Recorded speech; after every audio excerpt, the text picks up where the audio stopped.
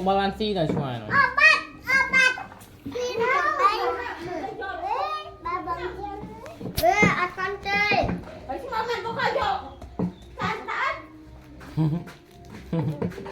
Bốc đi nha. Rồi á.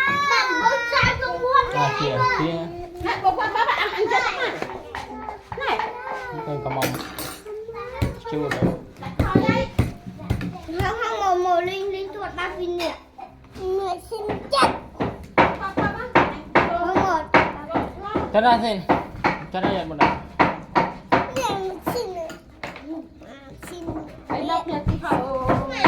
Ê, bữa chú thế nè.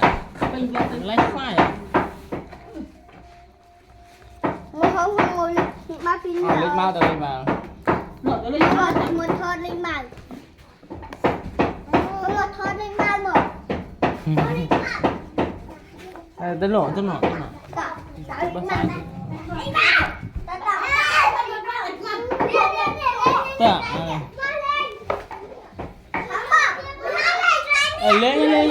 nó.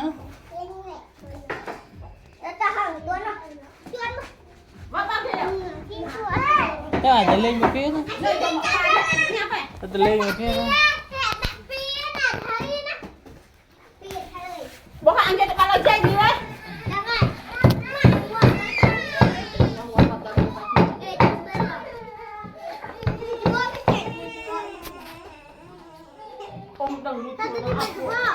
Thả ra bay liền.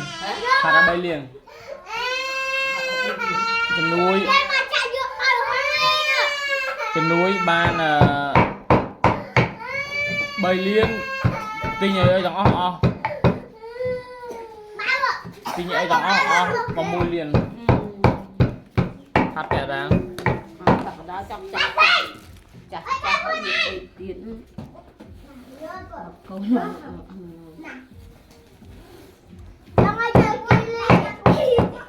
Min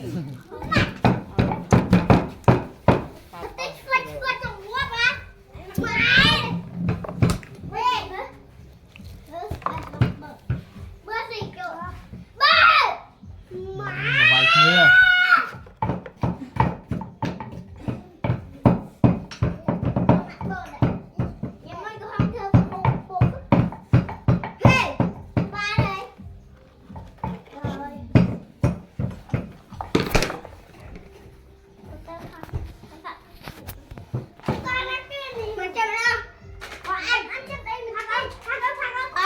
Đưa cho nàng đi. Ơi.